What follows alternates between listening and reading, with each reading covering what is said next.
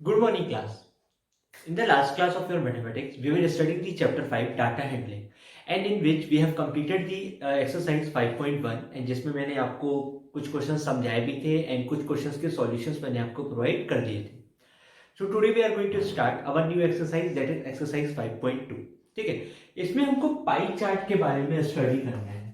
Pie chart के बारे में क्या करना है, स्टडी करना है. जैसे कि हमने क्या किया था लास्ट क्लास में, ग्राफ बनाया था, बार ग्राफ. ठीक है, बार ग्राफ में क्या करते थे, हम किसी भी डाटा को रिप्रेजेंट करते थे और वो दिखने में बहुत अच्छा और इजी लगता था कि किसी भी चीज को समझना हो तो वो क्या कर सकते हैं, हम ग्राफ से समझ सकते हैं. ठीक है, पाई चार्ट में क्या रहता है कि जब आपके पास बहुत बड़ा डाटा हो और आप उसको छोटे छोटे पीस में दिखाना चाहते हो या छोटे छोटे पार्ट्स में दिखाना चाहते हो या सेपरेट करना चाहते हो, तो उसको हम लोग क्या करते हैं, पाई चार्ट बोलते हैं. जैसे सिंपल सा है कि इंडिया का मैप है. अब इंडिया के मैप के अंदर बहुत सारे स्टेट्स आते हैं, 28 29 स्टेट्स हैं, कुछ यूनियन टेरिटरीज. तो हम क्या करते हैं, उसको बाउंड्री वाइज शो कर देते हैं. तो उससे हमको दिखने में लग जाता है कि हाँ, कौन सा स्टेट बड़ा है, कौन सा स्टेट छोटा है. तो उस हिसाब से हमको पाई चार्ट का स्टडी करने पड़ता है.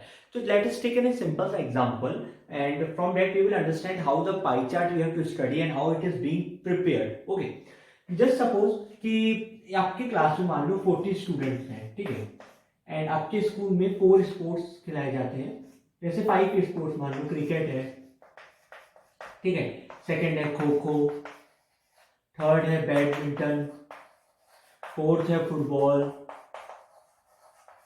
ठीक है, एंड फिफ्थ है कबड्डी. अब ऐसा तो नहीं है कि सारे बच्चों को एक ही गेम पसंद हो सकता है कुछ को क्रिकेट पसंद हो, कुछ को खो खो, कुछ को बैडमिंटन, कुछ को फुटबॉल, कुछ को कबड्डी. तो इसको हम लोग जब ऐसे मान लीजिए, पाई चार्ट क्या होता है, एक सिंपल सा, जैसे पिज्जा आता है ना, पिज्जा पीस पीस में बटा रहता है, वैसे ही पाई चार्ट होता है कि एक सर्कल. ठीक है, एक सर्कल कितने डिग्री का होता है, 360 डिग्री का होता है, ये आपको याद रखना है. ठीक है, जो हम लोग प्रोटेक्टर यूज करते हैं 180 डिग्री का, ये जो होता है 360 डिग्री का होता है. तो टोटल 5 गेम्स है, तो इसको 5 पार्ट्स में बांट देते हैं. अब मान लो 40 स्टूडेंट्स में 10 स्टूडेंट्स को क्रिकेट पसंद है, ठीक है, 8 स्टूडेंट्स को खो खो पसंद है, 5 स्टूडेंट्स को बैडमिंटन पसंद है. तो कितने हो गए, 23, बचे 17. तो 17 स्टूडेंट्स में से 9 स्टूडेंट्स को ये फुटबॉल और 8 स्टूडेंट्स को कबड्डी पसंद है. ठीक है, तो हम क्या करते हैं, इसको पार्ट्स वाइज बांट देते हैं, ऐसे डिवाइड कर देते हैं. ठीक है, अब जो सबसे ज्यादा है, जैसे मान लो ये वाला सबसे ज्यादा है, तो ये कितने, ये क्या आ जाएगा, क्रिकेट आ जाएगा, यानी क्रिकेट ज्यादा मेरे को पसंद है. यानी जो जितना बड़ा होगा वो उतना ज्यादा स्पेस मेरा ऑक्यूपाई करेगा. ठीक है, तो ये आपको याद रखना है. ठीक है, अब हम क्या, अब जैसे खो खो और कबड्डी एक जैसे हैं, तो मान लो मेरे को जैसे लग रहा है ये और ये दोनों एक जैसे हैं, तो ये किसके लिए चलेगा, ये खो खो के लिए, और ये किसके लिए चलेगा, ये कबड्डी के लिए. उसके बाद फुटबॉल, तो फुटबॉल ये है. ठीक है, ये फुटबॉल को रिप्रेजेंट कर रहा है. और फिर बचा बैडमिंटन, तो बैडमिंटन इसको रिप्रेजेंट कर रहा है. तो ये पाई चार्ट कहलाता है. इसमें लोग लिख देते हैं कि हाँ, ये क्रिकेट को रिप्रेजेंट कर रहा है, नहीं सॉरी, ये क्रिकेट को रिप्रेजेंट कर रहा है, और ये खो खो को रिप्रेजेंट कर रहा है, ये फुटबॉल को रिप्रेजेंट कर रहा है. ये तो ऐसे ही हम लोग इसको क्या करते हैं, रिप्रेजेंट कर देते हैं. अब क्या होता है, यूजुअली हमको कैलकुलेट करना होता है कि ये कितना डिग्री बना रहा है. ये डिग्री में दिया जाता है कि कितना डिग्री ऑक्यूपाई कर रहा है, कि उस सर्कल का कितना डिग्री ऑक्यूपाई कर रहा है, वो हमको कैलकुलेट करना आना चाहिए, जो कि हम एक्सरसाइज 5.2 में क्या करेंगे, लर्न करेंगे. ठीक है, तो आपको क्लियर हो गया होगा कि पाई चार्ट क्या है. बुक में ऐसे बहुत सारे एग्जांपल्स दिए हुए हैं, आपको एग्जांपल्स खुद से लगाते हुए जाना है. ठीक है, तो चलिए अब हम लोग मूव करते हैं एक्सरसाइज 5.2 की तरफ. ठीक है, एक्सरसाइज 5.2 में 2 क्वेश्चंस अच्छे दिए हुए हैं. टोटल 5 क्वेश्चंस हैं, जिसमें से 2 क्वेश्चंस मैं आपको बता रहा हूँ, बाकी के 3 जो है वो आपके लिए होमवर्क रहेंगे. तो एक्सरसाइज 5.2 का जो फर्स्ट क्वेश्चन है, ये दिया गया है कि कुछ लोगों से उन्होंने कन्विंस किया और वहां पाया कि कुछ लोगों को म्यूजिक जो है कैसे पसंद है. तो 100% रहता है, एक सर्कल जो होता है हमेशा 100% होता है, ये याद रखना. तो 40% लोग ऐसे थे जिनको लाइट सॉन्ग्स पसंद थे, यानी ये लाइट सॉन्ग्स वालों को रिप्रेजेंट कर रहा है, जो कि 40% है, लाइट सॉन्ग्स. ठीक है, ये आपको बुक में दिया गया, तो एनसीईआरटी ओपन करके रखिएगा. फिर था सेमी क्लासिक, जो कि 20% है. सेमी क्लासिक ये 40% है. फोल्क सॉन्ग जो था वो 30% लोगों को पसंद आता है, एंड 10% लोगों को क्लासिकल सॉन्ग पसंद आता है. ठीक है, ये दिया गया है कि एक पाई चार्ट है जिसमें 40% लोगों को ये सॉन्ग पसंद आता है। एंड कौन सा लाइट सॉन्ग्स, 20% लोगों को सेमी क्लासिक, 10% लोगों को क्लासिक एंड 30% लोगों को फोक सॉन्ग। तो आपको इसमें दिया गया है, पहला क्वेश्चन है, if 20 people like classical music how many young people are survey. यानी इसमें जो यंग पीपल को सर्वे किया गया था, आपसे पूछा जा रहा है पहला क्वेश्चन कि 20 पीपल ऐसे हैं जिनको क्लासिकल सॉन्ग पसंद है। कौन से सॉन्ग? क्लासिकल सॉन्ग 10% वाले, ठीक है। तो कितने लोगों को सर्वे किया गया था? तो कैसे करना है, let total people be x. मान लो कि एक्स लोग हैं, ठीक है। तो एक्स का 10% 20 है ना। पूरे में अगर 200 मतलब कितने लोग हैं, एक्स लोग हैं, तो उसका 10% लोग कितने हैं, 20 है। जैसे हमने परसेंटेज कैलकुलेट किया था, therefore 20% of x is equal to 10। तो 20/100 into x is equal to 10। एक जीरो कट गया, ये यहां जाके मल्टीप्लाई हो गया एक्स, ठीक है। तो x is equal to 10 into 10 divided by 2। Sorry, ये 10% है, मैंने गलती से 20% लिख दिया, सॉरी, ये 10% है, ठीक है। 10% ऑफ एक्स बोला है, 10 1 से डिवाइड, तो कितने लोग हो गए, 100 लोग हो गए। नहीं, आई एम सॉरी, मैंने पूरा गलत कर दिया, ये 20 है। फिर से देखो, सॉरी गलती से हो गया, x का 10% 20 पीपल के बराबर है, तो 10% of x is equal to 20। इसको सॉल्व करोगे तो 200 आएगा। तो कितने लोगों को उन्होंने सर्वे किया था, 200 लोगों को उन्होंने सर्वे किया था। फिर क्वेश्चन में पूछ रहा है which music is like by the maximum number of people. तो यहाँ पे देखो 40% लोग ऐसे हैं जो लाइट म्यूजिक लाइक करते हैं, यहाँ 30 है, यहाँ 20 है और 10 है। तो सबसे ज्यादा कौन है, 40%। तो 40% लाइट है, तो सेकंड का आंसर क्या हो जाएगा, लाइट हो जाएगा। थर्ड क्वेश्चन ने पूछा है कि एक म्यूजिक कंपनी है जो कि 1000 सीडीज बनाती है, ठीक है। तो पूछ रहा है कि इस टाइप में कितनी सीडीज बना रहा है, यानी लाइट म्यूजिक की कितनी सीडी वो बना रहा है। टोटल उसने 1000 सीडी बनाई है, तो लाइट का कितना बनाया, semi classic, classic and folk का कितना बनाया। तो आप लोग इसको कैसे फाइंड करोगे, लाइट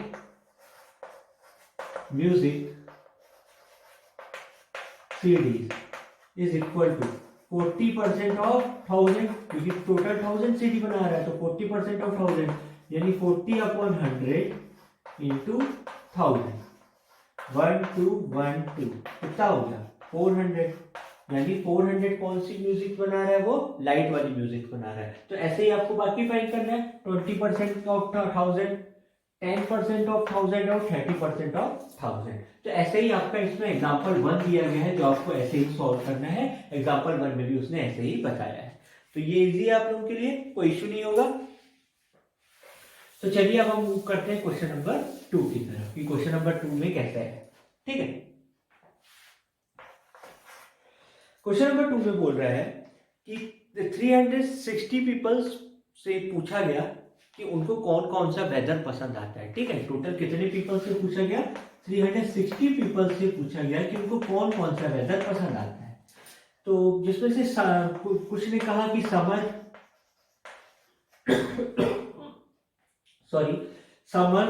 रेनी एंड विंटर में कौन सा उनको म्यूजिक सीजन पसंद आता है। तो 90 लोगों ने कहा कि उन्हें समर पसंद है, 120 लोगों ने कहा कि उनको रेनी पसंद है, एंड 150 लोगों ने कहा कि उनको विंटर पसंद है। तो इसमें से हमसे पूछ रहा है, ये क्वेश्चन बहुत इंपॉर्टेंट है, ठीक है ना, अच्छे से लगाइएगा, बहुत इंपॉर्टेंट है, मैं पहले ही बता रहा हूँ, ठीक है। कैसे है तो बताऊंगा। सबसे पहले पूछ रहा है कि विच सीजन गॉट मोस्ट वोट। तो सबसे ज्यादा देखो किसको वोट मिले, विंटर को मिले। तो पहला आंसर तो आपको क्लियर है कि विंटर, ठीक है ना, पहला आंसर तो हमको कोई दिक्कत नहीं है, विंटर ही होगा। सेकंड देखते हैं, सेकंड में हमसे पूछ रहा है कि क्या है। सेकंड में हमसे बोल रहा है find the central angle of each sector. अब जैसे मैंने आपसे कहा था कि जैसे पाई चार्ट बनाते हैं, पाई चार्ट को जैसे 3 है, तो 3 में अगर मैं डिवाइड करा दूं ऐसे, तो जो सबसे ज्यादा है वो विंटर है, तो जो सबसे कम है वो समर है, और ये बीच वाला क्या हो जाएगा, रेनी हो जाएगा। यानी ये एक एंगल बनाता है। ये पूरा एंगल जो होना चाहिए 360 डिग्री के बराबर होना चाहिए, क्योंकि एक सर्कल का जो एंगल होता है वो 360 डिग्री के बराबर होता है। अब ऐसा भी हो सकता है कि वो आपको परसेंट में दे दे, जैसे क्वेश्चन नंबर 1 में दिया था, या तो आपको इसमें डिग्री फाइंड करना पड़े, ठीक है। तो डिग्री हमको देखनी पड़ती है कि कितना ये डिग्री बनाएगा। ठीक है, सबसे पहली बात आपको याद रखना है। तो डिग्री कैसे फाइंड करोगे, तो देख लो आपको डिग्री कैसे फाइंड करनी है। गिवन नंबर, ठीक है, जैसे मान लो विंटर की डिग्री मुझे निकालनी है। ठीक है, गिवन नंबर कितने हैं, 150। कितने लोगों ने विंटर को वोट किया, 150 लोगों ने, आउट ऑफ 360 लोगों ने। और सर्कल की डिग्री कितनी की होती है, 360 डिग्री की होती है। ठीक है, तो इसमें ये मत सोचना कि सर ये तो इजी है, 360 ऐसे कर दिया हमने। डायरेक्ट नहीं करना, सिंपल लॉजिक समझो कि विंटर कितने लोगों ने वोट किया, 150। अगर मान लो ये 360 नहीं हो कि 200 होता और ये 100 होता, तो भी ऐसे ही करता मैं, 100 डिवाइडेड बाय 200 इंटू 360। कैसे कि मान लो 200 पीपल में से 100 लोगों ने विंटर को वोट किया, तो इसको कैसे निकालता, 100 बाई 200 इंटू 360। ठीक है, 10 का डिवाइड कितना आता है, 180 आता, तो 180 डिग्री बनाता हूँ। ठीक है, यहाँ पे कितना आएगा, 360 कट गया, तो कितना है इसका सेंट्रल एंगल, 150 डिग्री क्या है इसका सेंट्रल एंगल है। अब ऐसे ही आपको किसका फाइंड करना है, समर का और रेनी का। तो समर का कितना आएगा,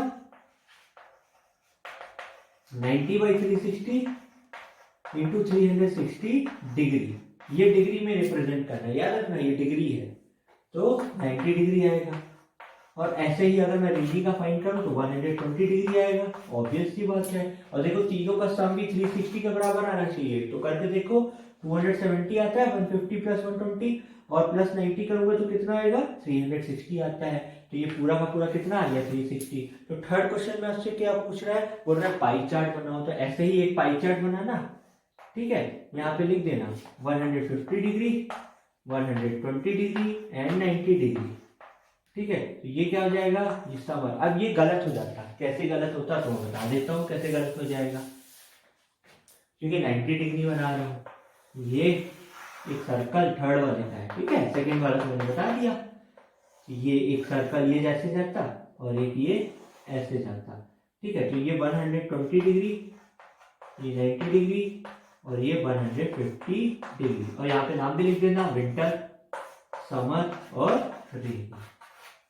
तो ये क्वेश्चन आपको ऐसे ही करना है। तो question number third, fourth, fifth, ये तीनों ऐसे ही सेम एज इट इज आपको करना है, जिसमें से question number 4 most important question है। ठीक है, क्वेश्चन नंबर 5 तो सेम इसी की तरह है जैसे मैंने आपको बताया, बिल्कुल वैसे ही है। थर्ड भी वैसा ही है। क्वेश्चन नंबर 4 आपके लिए मोस्ट इंपॉर्टेंट है, जिसको आपको थोड़ा ध्यान से लगाना है। आप लोग इसको सॉल्व करिए, नहीं बनता है तो पूछिए, इनकेस फिर भी अगर नहीं बन रहा है तो आप लोग नेट से आंसर सर्च कर सकते हैं। आपके ऊपर कोई भी पाबंदी नहीं है कि आपको नेट यूज नहीं करना है, नेट से भी आप आंसर देख सकते हैं। लेकिन आपको ये तीनों क्वेश्चन बहुत अच्छे से लगाना है। ठीक है, क्योंकि अब हमारे पास सिर्फ एक्सरसाइज 5.3 बचा है, जो कि हमारा नेक्स्ट डे में क्या हो जाएगा, कंप्लीट हो जाएगा। तो तब तक के लिए आप इसको बहुत अच्छे से लगाइएगा, क्योंकि बहुत ही इंपॉर्टेंट एक्सरसाइज है। मैंने आपको 2 क्वेश्चंस बता दिए, लॉजिक भी बता दिया, ये 3 क्वेश्चन इंपॉर्टेंट भी है। तब तक के लिए आपको कोई भी डाउट हो तो आप लोग पूछ सकते हैं। एंड आप लोगों को अगर नहीं समझ में आ रहा है तो आप लोग नेट से भी आंसर देख सकते हैं, उसमें कोई प्रॉब्लम नहीं है। ठीक है, till then take care all of you.